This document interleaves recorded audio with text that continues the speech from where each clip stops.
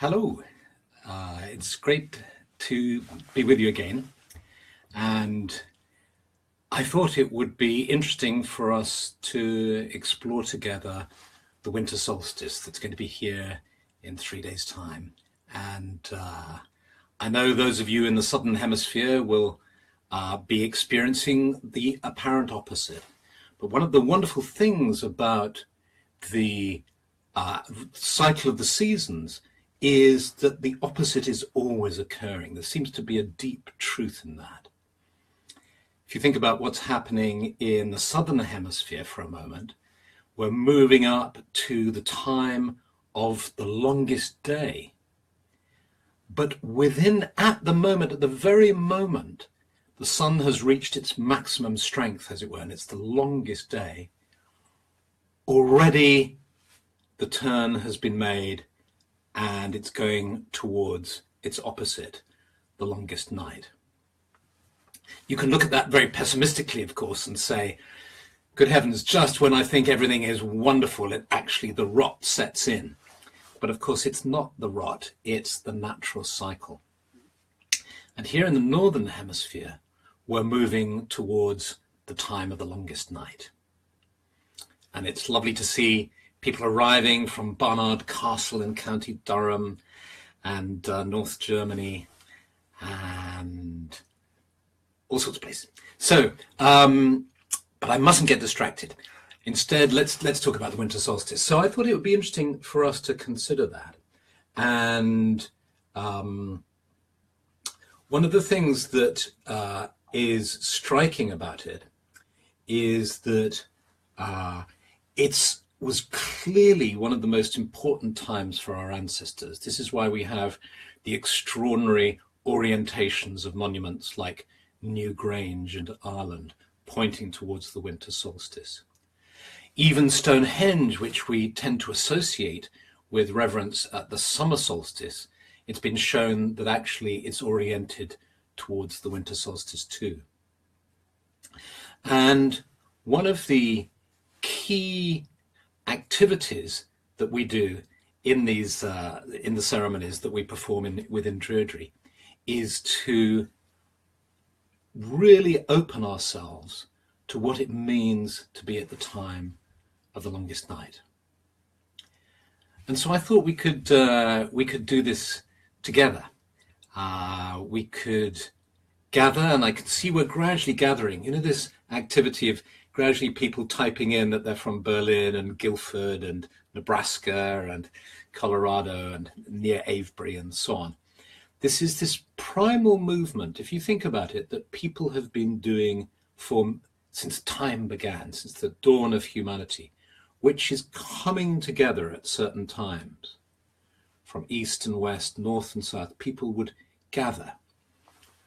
When you look at Stonehenge and Avebury on Salisbury Plain, you look down on the land, you see there's this wonderful starfish pattern of 5 ridgeways, the Ridgeway, the Marlborough Downs, etc., all moving towards this area of Salisbury Plain in southwest England.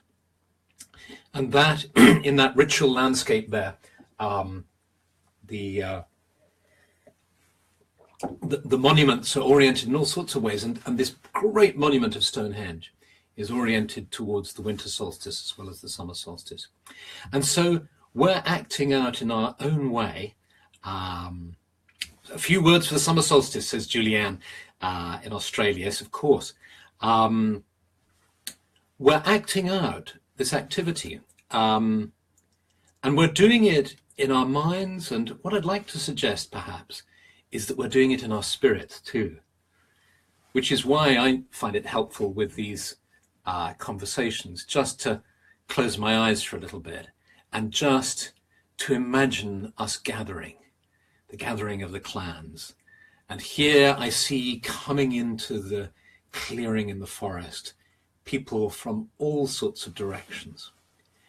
And what if we allow ourselves to take that imaginative leap for the moment, that this is the reality. The reality is our meeting together.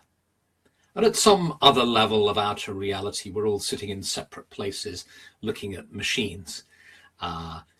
But that's only on one plane. At another plane, let's just allow ourselves that flight of fantasy or that deeper realization that we are actually together in some other space, some inner space. And the key feature in the ceremonies that we do in the order, in the solstice ceremonies, is that gradually we come to a place where we blow out all the candles, we turn off the lights if we happen to be doing the ceremony indoors, and we experience the darkness, not as something scary, but as something, there's this word fructifying from, we get words like fructose. It's sweet. We experience the darkness as sweet and as fertile, the fertile darkness. And this is what the longest night offers us, to really bathe in this fertile darkness. And so what I thought it would be fun to do would be for us to do this ourselves in anticipation of the solstice to come. And even if you're in New Zealand, as AD is, or you're in Australia, as someone else is who's on now, you can still experience this, because of course this experience of going into the darkness is something that we do every night. And one of the goals of Druidry is to orient ourselves towards the darkness, so we see it not as something frightening, but as something beautiful and as inspiring. So what I thought I'd do is something that we did once. We had a party here in the house with our local friends. They weren't Druids, but they knew we were. And I said to them, what would be, you all know that we follow Druidry, and let's show you a little bit of what we do, because we're approaching the winter solstice. What we do is this, and I turned out the lights, and then I explained to them that we were going to just enjoy being in this fertile darkness, just letting go and being nourished by it. And then I lit a single candle, and we had a bunch of tea lights around us, and we invited each person to pick up a tea light and light it from the central candle.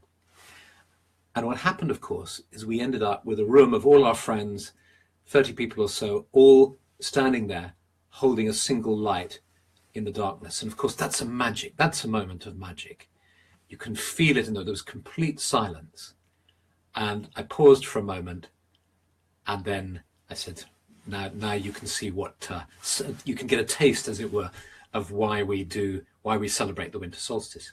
And of course, people said, oh, can't we stay like this? This is lovely. We want to just rest in this place. So let's do that now.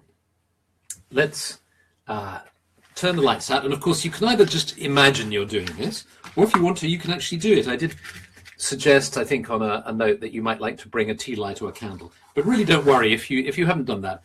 Just enjoy this. But if you have brought a tea light, a candle, by all means, go ahead. So what we do, first of all, is we symbolically evoke the longest night, and we allow ourselves to enter into the beautiful darkness. I'll take my glasses off so they don't reflect the light. I'll even hang something over your comments, which are bright, bright, bright comments.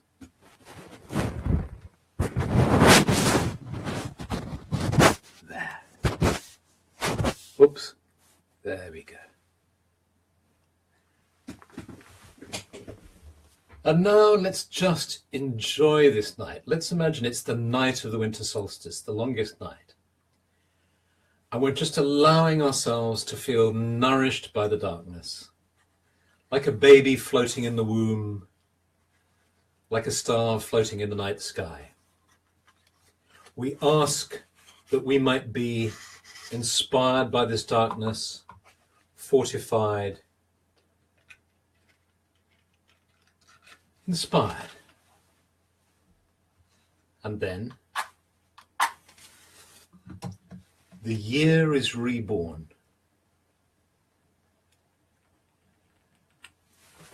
The candle is lit. And it looks very bright on this side. This is a lovely candle made by Ziggy in Austria. And perhaps there are viewers holding their candles up as well in different places around the earth. And so we can sense now these candles all around the earth glowing with light, forming a network of light, a constellation of light. And then we declare the birth of the new year. If this was the winter solstice, we declare the birth of the new year, and all the candles, all the lights would be lit, and sprigs of mistletoe would be handed out, and remember to blow your candle out for safety reasons, and the new cycle has begun. Now, this simple act is so powerful, I think, because if you think about what magic is, what is magic? What is this work we're doing of developing our consciousness, following a spiritual way? It's one of working with the relationship between light and darkness. The primal experience of sitting under the night sky and seeing this great expanse of darkness and then these points of light. That's a primal experience that our ancestors would have had. What is that light? What is that dark? What is the relationship? How beautiful it is, how awe-inspiring. And then, of course, in the dead of night, under a dark moon, lighting a fire and sitting around a fire. We all know how wonderfully nurturing sitting around a fire is at night. It's primal experiences. And that, of course, is why our ancestors created these experiences in caves. The very earliest manifestations of the human religious impulse is to be found in caves, where one would be led down into the darkness. And perhaps the initiate would be left in the darkness. You can imagine the priestesses and priests holding animal fat lamps in their hands, taking you down deep into the cave, and then blowing the candle out and leaving you in the darkness. And then after perhaps 3 nights and 3 days, enough for you to wonder if you were going mad, or enough time for you to start to receive visions, the priests and priestesses would return, would light their animal fat lamps, and you would see all around you these images of animals on the walls of the caves, painted like in Lascaux or the Chauvet caves.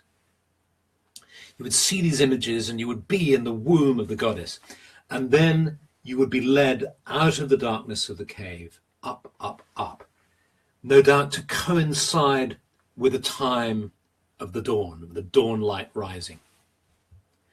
And so this is a powerful experience. This is the experience of birth, coming out of the darkness of the womb. And this is our experience of magic. Seeing, for those of you who've been at the birth of your child, seeing your child coming out of the darkness, coming out of the womb, is sheer magic. The magic of sowing and reaping, of planting. You plant seeds in the ground and then they come up into the light. And this is a magical process that is repeated for us every morning. Every morning, in that moment of waking, it's like a plant growing out of the earth. It's like an initiate stumbling out of the cave into the dawn light. However groggy we might be, however hard we might find it to wake up, that's the process that's occurring. And of course, when we go to sleep at night, we take the reverse journey. We allow ourselves to sink into the darkness of the unconscious or of the other realms.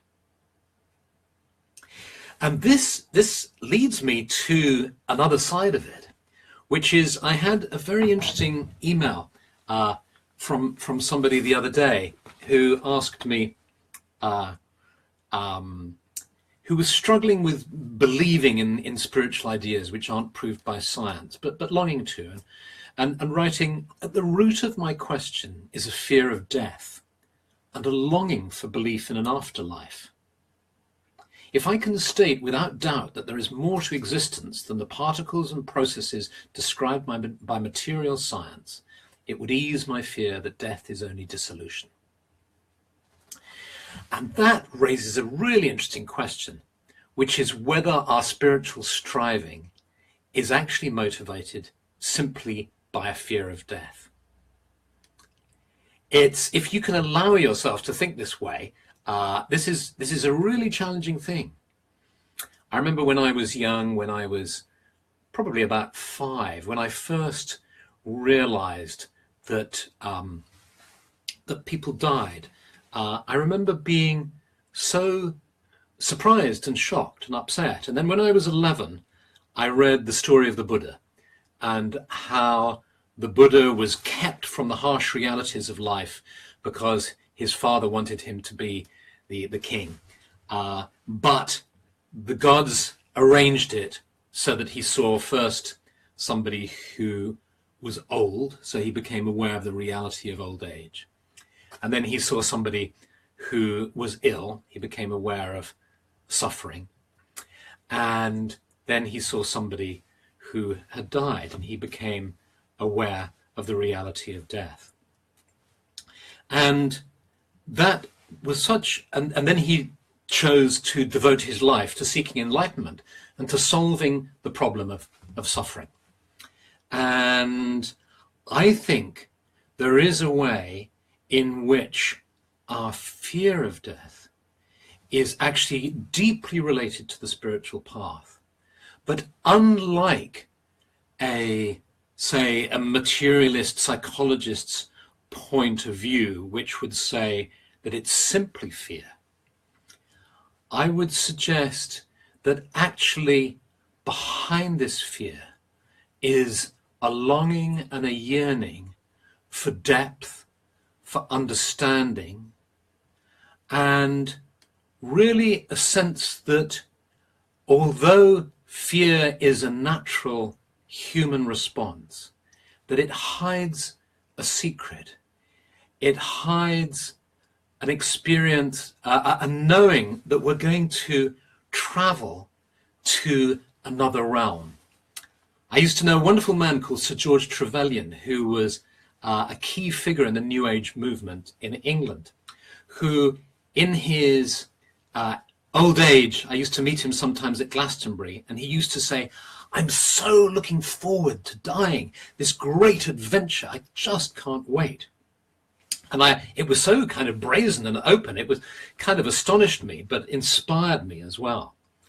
And it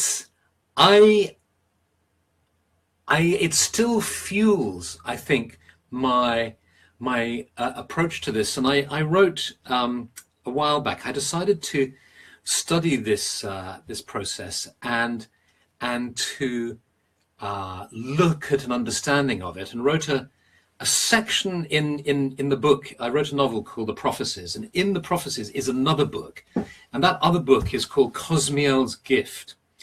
And because it's so very different to the rest of the novel, I published it as a separate little book, which is about the post-mortem journey. It's about the journey that we take when we slough off the physical body like an old overcoat. What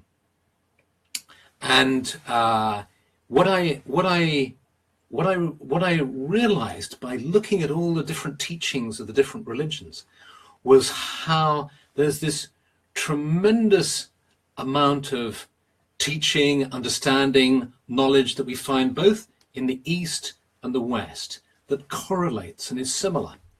We don't have enough time to go into this at the moment because I've promised that I will limit these talks to just 20 minutes. But maybe we can do a special session on this, because I know how important this is for many people. But but I want to read you just one other email that came in today, which connects with it, which raises some interesting questions too.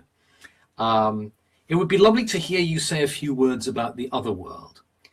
The term is used in different contexts. When it refers to that part of existence which cannot be directly perceived with the five senses, that is clear to me, although other doesn't seem the best possible description. However, otherworld is sometimes used as a place, as if it is a place where people go when they die, and that is very unclear. And then she says something extraordinary. She says, if we do not die, we cannot be reborn, and the notion of us as individuals going somewhere after death seems strange. Now, isn't that fantastic? If we do not die, we cannot be reborn. And that, for me, introduces this whole question of what Tim Freke calls paralogical thinking. The thinking that embraces paradox. And this type of thinking arises from the understanding that life is inherently and profoundly paradoxical, so that two apparently opposite things can be true at the same time. And so I think if we apply that to the question of death, it becomes very interesting. You see, logical thinking is either or thinking. Paralogical thinking, as Tim says, is both and thinking. And reality is fundamentally paradoxical. This means that we can't understand the depths of existence with either or logical thinking. We need to use paralogical thinking, which says something can be both this and that, depending on how we look at it. And I think if we apply that to the question of death, I think it's quite possible to make a statement that says we do not die and we do die, and they are both true. Sounds perhaps obfuscating, but I think it's profoundly true. It's profoundly true. The particular theory that I favor is that we go through actually two deaths. That the first death of the physical body releases our soul and our spirit, the rest of us, our consciousness. But then, a little later, we go through what is known as the second death, where we let go of our personality. And instead, we retain our core self, the kind of key, the essence of ourself. So all the kind of annoying bits, because let's face it, we might love our characters and our personalities, but not everybody else does. And it would be quite fun to have a different one next time round. So that's my belief. This is just what I believe, is I believe my body will fall away. I'll discover, hey, I'm still here, but a little bit later, the next part of me will fall away. So it's like a two-stage rocket, and I'll be left with the essence of myself. And then that takes another whole journey, but that's for another time. That's where the term seventh heaven comes in. I started writing Cosmiel's Gift to explore what was meant by the term I'm in seventh heaven. And it actually refers to the journey that you take through seven heavens to your core being. And then if you choose to believe in reincarnation, you take the journey back through the heavens, back down to this earth. And so the winter solstice is a time that allows us in a way to do this in a tiny way, that in that moment that we enacted where we let go and just allowed everything to fall away, and then we lit the candle again. Lighting the candle was symbolic of our rebirth, this core part of ourself that comes from the seventh heaven and is reborn again as this little flame that exists in a baby, which in, of course, the Christian tradition is born in a crib, in a manger. And so let's finish here. Thank you for listening. I'll read everybody's comments. It's I'll be so interested to read everybody's comments, and it's somebody's saying, do we have to come back? Well, let me just finish. I can't resist this one. Let me just finish with one idea, which is the Celtic idea of the circuit of the soul, where each of us has an absolutely unique journey.